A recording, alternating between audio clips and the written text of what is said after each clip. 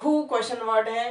Who के वाक्य में कर्ता यानी सब्जेक्ट प्रयोग नहीं होता है। हु शब्द ही कर्ता होता है और इसका अर्थ होता है कौन या किसने। आपको मान लेना होगा हु के वाक्यों में सब्जेक्ट नहीं होते हैं। फॉर एग्जाम्पल प्रूफ के लिए यहाँ दिए गए हैं हु विल कम, कौन आएगा। हु हैज डन, किसने किया। हु इज कमिंग, कौन आ रहा है। हु आर कमिंग, कौन कौन आ रहे हैं। Who will have done this, यह किसने किया होगा।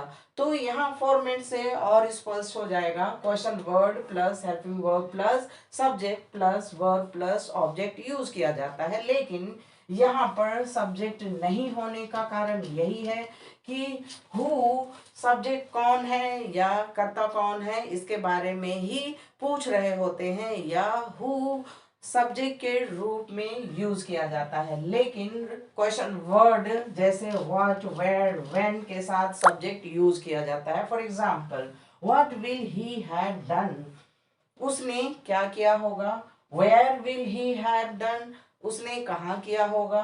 When will he have done, उसने कब किया होगा। तो यहाँ रूल है विल हैव यानी हेल्पिंग वर्ब में जब दो वर्ड होते हैं उसके बीच में हम सब्जेक्ट यूज करते हैं, जैसे यहाँ किया गया है। जैसे what will he have, where will he have and when will he have. दूसरा पॉइंट, यहाँ फॉर्मेट के अनुसार क्वेश्चन वर्ड के बाद में हेल्पिंग वर्ब यूज किया जाता है, लेकिन सिंपल पास्ट या सिंपल प्रेजेंट टेंस के वाक्यों में जब हु का प्रयोग करते हैं तो do, does, did helping verb का प्रयोग नहीं किया जाता है। जैसे हु केम हियर, यहाँ कौन आया।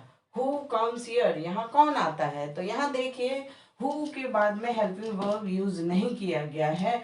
लेकिन आपको याद रखना है नेगेटिव सेंटेंस हो यानी नकारात्मक वाक्य हो और जब आप नॉट का प्रयोग कर रहे हैं तो हु के बाद में डिड या डज हेल्पिंग वर्ब का प्रयोग करना बहुत जरूरी है। इस तरह से who did not come here, कौन यहाँ नहीं आया। Who does not come here, यहाँ कौन नहीं आता है। तो दोनों वाक्यों का अर्थ हुआ। और कभी कभी आपके सामने कुछ ऐसे सेंटेंस आते हैं जहां आप बिल्कुल कंफ्यूज हो जाते हो। जैसे for example who did this, यह किसने किया।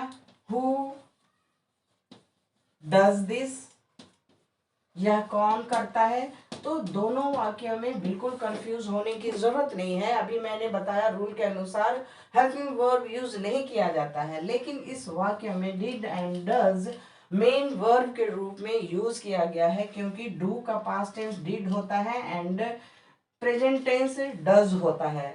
तो यहाँ मेन वर्ब के रूप में हमने यूज किया है और इसलिए इसका अर्थ होता है कि यह किसने किया और यह कौन करता है। पहला पॉइंट फिर से मैं दोहरा देती हूँ, हु के वाक्य में सब्जेक्ट यूज नहीं किया जाता है। और दूसरा point, simple past simple present tense के वाक्य में हु के बाद में helping verb do, does, did का प्रयोग नहीं किया जाता।